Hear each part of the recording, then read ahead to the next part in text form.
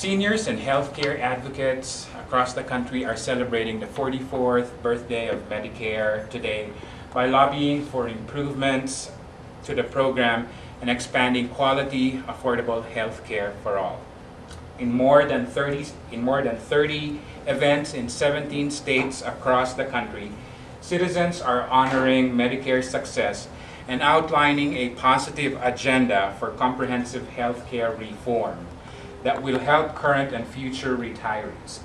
Dozens of busloads of activists and advocates are in Washington, D.C. right now as we speak, and sending a strong message to Congress and to President Obama that a strong support for an expanded and improved Medicare for all as the already proven great American success story, which has helped reduce senior poverty by 2/3, according to AARP.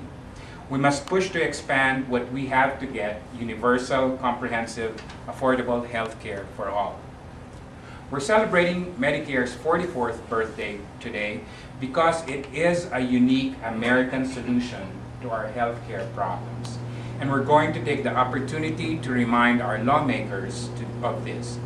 Unfortunately, the debate in Congress and much of the delivery of medicine in this nation has been hijacked by the healthcare insurance industry and its army of lobbyists who don't care about patients and only care about maximizing corporate profits, as Rolling pointed out. Only a recommitment to Medicare can change that. Medicare on its 44th birthday is remarkably successful. It is one solid rock we have in our disjointed healthcare system. It has successfully provided care to 43 million Americans aged 65 and over, as well as 2 million disabled Americans for almost half a century. It is consistently rated more highly than private insurance firms in terms of reliability and quality of coverage. It provides a comprehensive set of benefits, free choice of providers, and hospitals anywhere in the country, and simplified administration. Its single-payer structure, with only 3% administrative cost, stands in sharp contrast to the 20% and higher wasted by the private insurance companies on administration and profits. In other words, it delivers the opposite of what the private insurance has been providing. And in doing so, it has a better track record of controlling costs.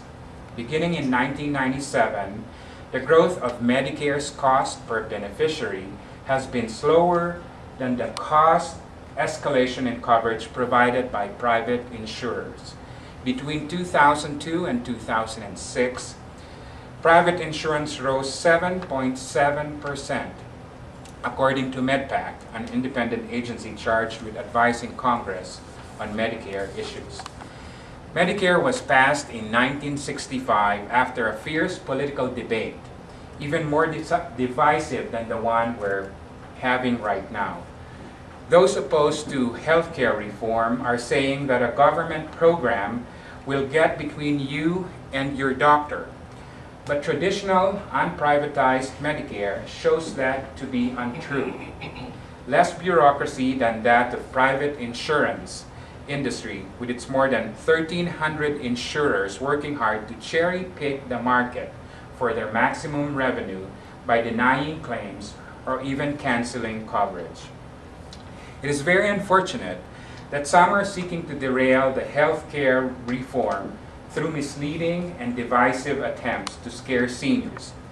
The truth is that several leading proposals in Capitol Hill would actually make it easier for retirees to see a doctor, get a prescription filled, or afford long-term care. It is time for Washington to move beyond these worn-out tactics of divide and conquer, and instead help millions of Americans in need. Despite its successes, Medicare is not a perfect program. It would even be more successful if it were not for the political compromises along the way, allowing it to be privatized.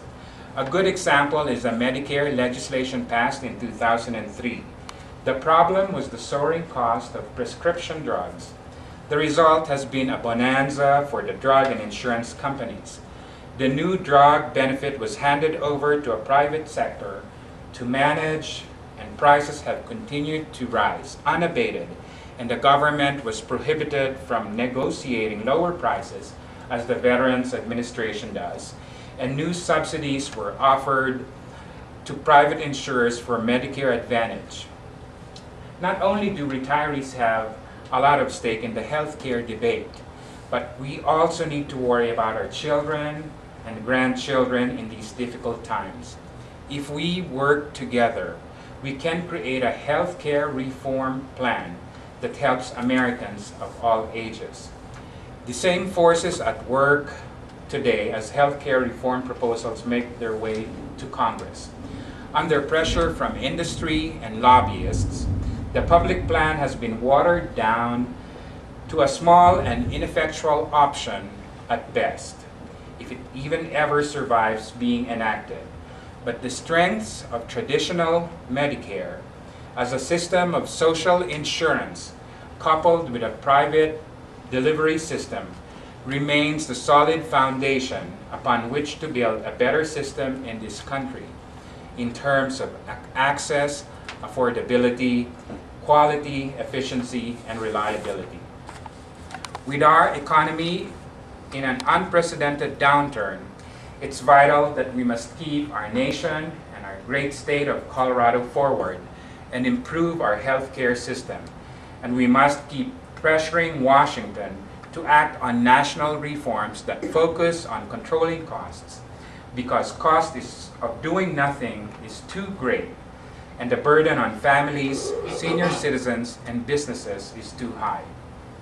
As we celebrate Medicare's 44th birthday today, let us also take pause and celebrate Colorado's many recent health reform accomplishments, including adoption of Colorado Healthcare Affordability Act, which will provide coverage to more than 100,000 uninsured Coloradans and reduce cost shifting and uncompensated care at no additional cost to taxpayers and businesses.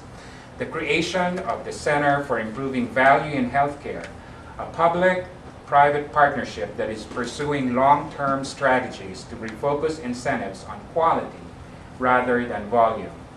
The enactment of loan forgiveness legislation to encourage healthcare providers to work in underserved areas in rural communities.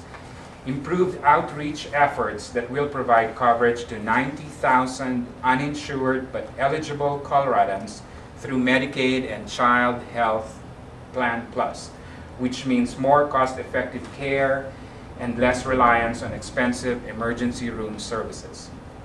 As the economy continues to struggle, more and more people are turning to the public safety net programs for care and coverage. That is why, as Colorado State Representative, I am proud to be prime sponsor of House Bill 1004, improving care for seniors by allowing all-inclusive care for the elderly facilities to hire their own physicians to improve care and help seniors live well in their homes. Patients receiving care through PACE are happier and healthier than those living in nursing homes, while saving the state $1,800 a month by merging Medicare and Medicaid dollars. And finally, as we tackle a weakening budget economy and difficult budget choices, we must continue to focus on our goal of expanding the circle of opportunity for all Coloradans. Thank you.